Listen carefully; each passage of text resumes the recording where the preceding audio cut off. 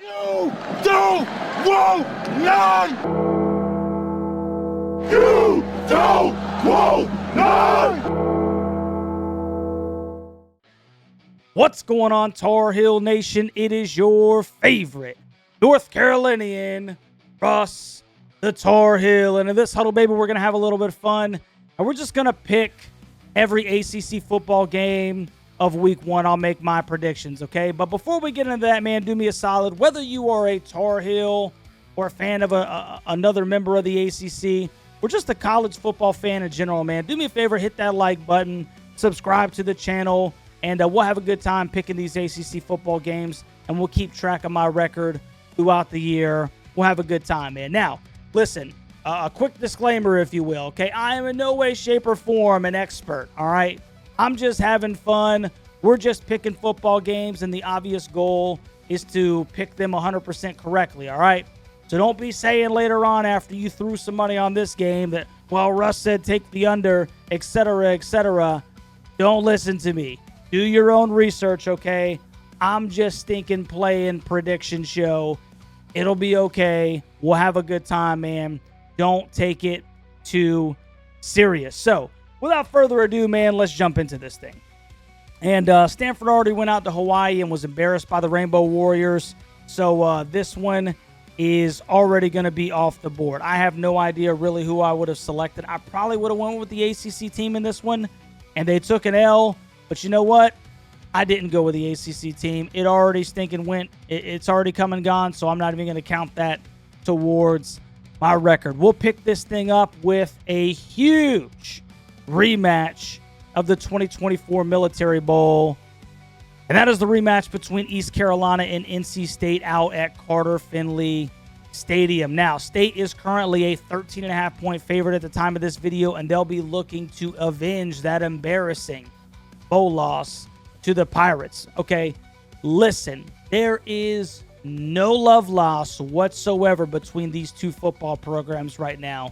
So this is going to be about the closest thing that you'll see this year to blood sport on the gridiron. These guys don't like each other. There's a lot of animosity here. I'm actually interested to see if the players and the coaches can contain all the energy that this thing is going to have and play a clean football game.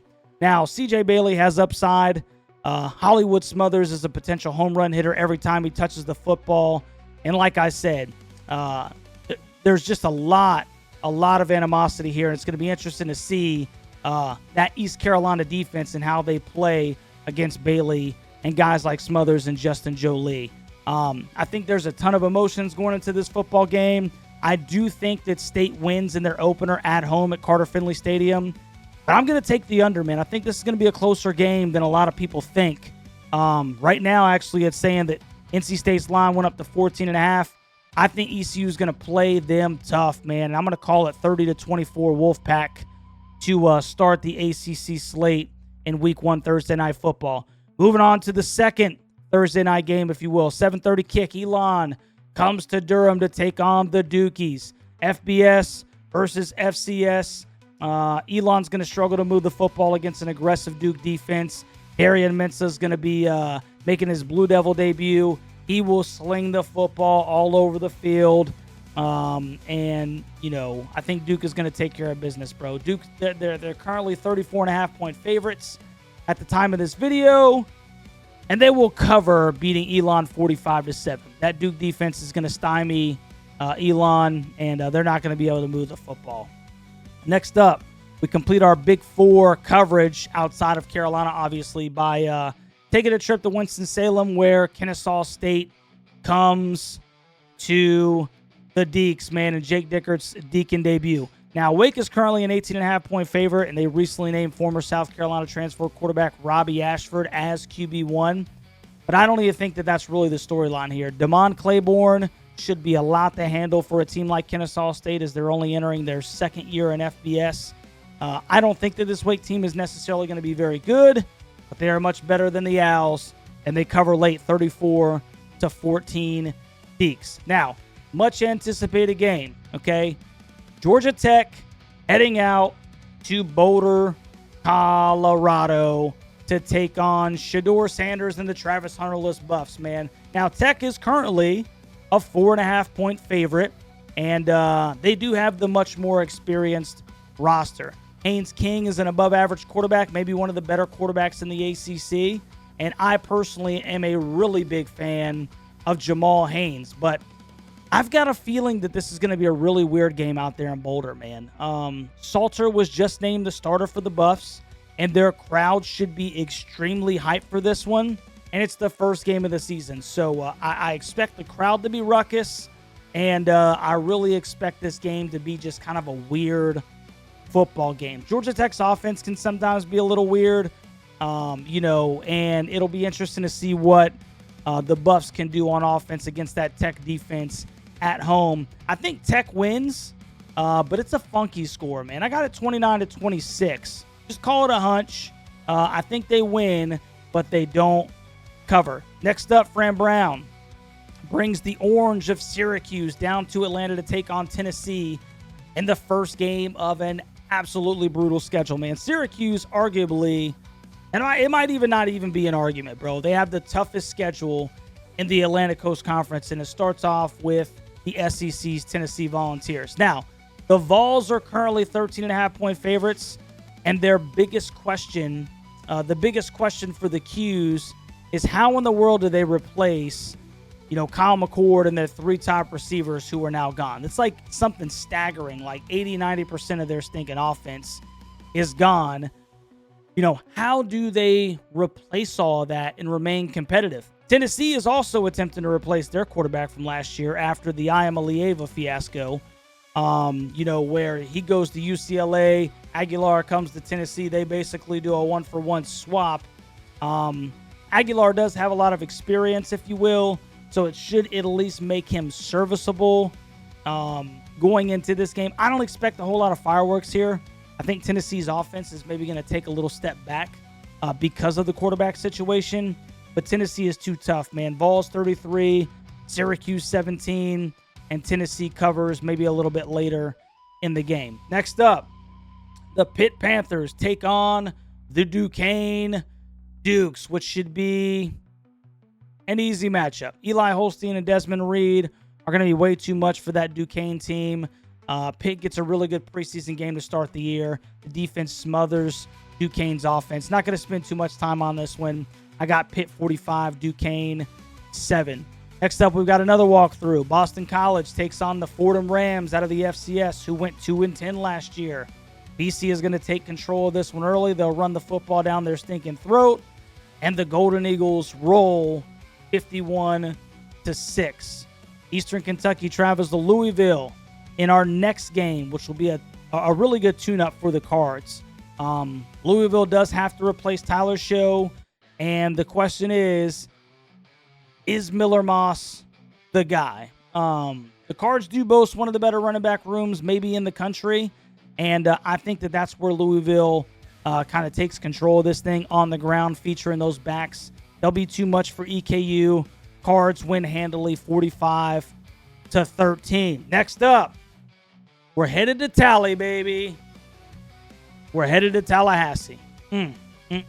Where the Florida State Seminoles will host the Alabama Crimson Tide. Now, one of the more fascinating crap-talking blunders in recent college football history is Thomas Castellanos this offseason questioning whether or not the Alabama defense can stop him after he was benched last year at Boston College the year prior.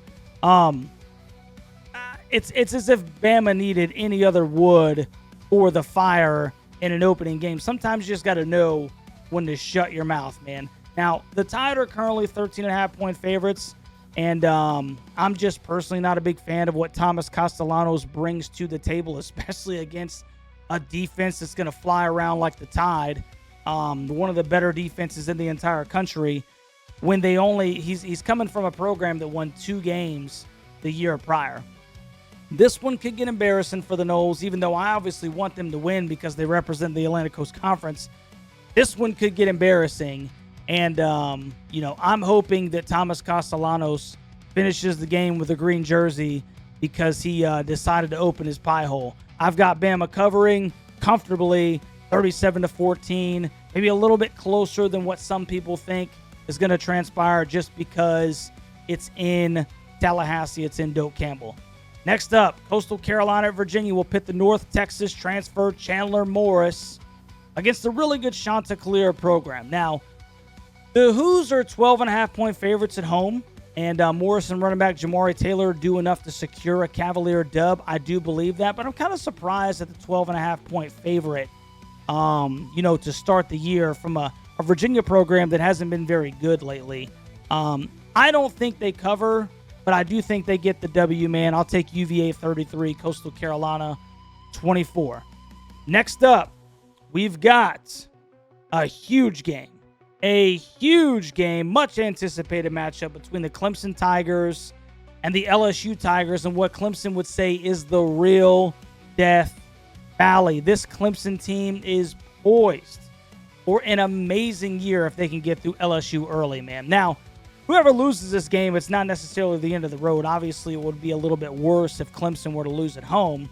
But the loser of this game is not, it's not out of the running, if you will. Now, Clemson is currently a 3-point favorite, meaning the experts think that these two teams are a wash head-to-head, and they're giving the home team home field advantage. That's that 3 points right there. Now, Klubnik is a stud, and he's got plenty of weapons on the outside to throw to, and there is Sunday talent all over that Clemson defense. I think it's going to be too much for LSU. I think that the game is a little lower scoring than maybe some people would anticipate, but I'm going to say Clemson covers, man, and I'm calling it 27-20 Tigers, the Tigers of Clemson, and they start the season off on the right foot. Really good win for the Atlantic Coast Conference. Next up is SMU taking on East Texas A&M. East Texas A&M on College Football 2026 would be like FCS Southwest or something like that. Never even heard of these guys before. I think they'll play it safe when we're picking, who's going to win this thing. And we'll take the 2024 College Football Playoff participants over the guys that we've never heard of. SMU big 63-14. Next up, it's a Pac-12 showdown, or at least it used to be. Very interesting football game out west. Cal heading to Oregon State in an old Pac-12 showdown. Oregon State is currently a 1.5-point favorite and will look to punish the Bears for their recent departure to the Atlantic Coast Conference. But we are pulling for you, Beavs. We're pulling for you, okay? We don't like it either. We don't like the fact that we got California teams in the Atlantic Coast Conference either. But it might be a little bit of an uphill battle, man. Cal beat the brakes off the Beavs last year, 44-7.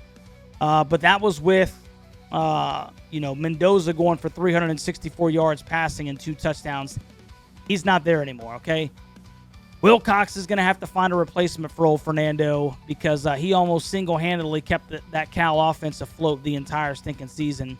I do think that he finds just enough. I'm going to take Cal for the upset in a close one, 31-27 on the road. Next up, we've got football on Sunday, baby. Virginia Tech taking on the South Kakalaki Chickens down in the ATL, right? The Chickens are currently 7.5-point favorites, and most people know me, or most people that know me know that I'm not very high on drones as a quarterback from Virginia Tech, and I think Lenora Sellers and the Gamecocks will be too much for the Hokies, although I do think that South Carolina is a little bit overrated coming into the season. I know people are high on South Carolina. I'm not necessarily exactly sure, what all the buzz is about personally, but I do think that they cover against a very average at best Hokie team. I'll take South Carolina 30-21. And last but not least this week, huge game. Sunday night, the Fighting Irish of Notre Dame take on the Miami Hurricanes at Hard Rock on Sunday night, man. The Irish are currently 2.5-point favorites, and they do return superstar running back Jeremiah Love, but they have a big question at quarterback, right? Gone is Riley Leonard, who I wasn't very high on either, even though he did take them to a national championship game, so I stand corrected. But is Carr the answer at quarterback for the Irish? Both will be going up against a very talented Miami defensive front, right? very talented front seven. And then, on the offensive side, you got to ask, is Carson Beck able to protect the football and even more importantly, consistently move the Canes down the field? I'm still not sold on Carson Beck. I do believe that it's going to be a step back from the, Carson or Cam Ward, if you will, which isn't saying much. He was the number 1 overall pick in the NFL draft, but it's going to be a fairly drastic step backward as far as that's concerned. This is an extremely difficult game to pick for a lot of reasons. But I think I'm going to go with the Canes, man, in an absolute rock fight, dude. I'm going to say 28-27 Hurricanes, giving the ACC 2 really big wins in week 1 against annual powerhouses, LSU and Notre Dame, man. I just think that crowd is going to be pretty ruckus. Obviously, we make fun of Miami's attendance every game, but in week 1 against Notre Dame, I would imagine that even if it's half Notre Dame fans, that place is sold out and it's rocking for week 1 Sunday Night Football, man. So that'll do it for my week 1 predictions. You let me know what you think about my selections down in the comment section, man. Where do you think I got it right? Where do you think I got it wrong, man? Once again, do your boy a favor. Hit that like button for me. Subscribe to the channel before you head out of here. And we'll see you next week, baby, for the week 1 recap and the week 2 predictions. Y'all be safe out there. Go Heels.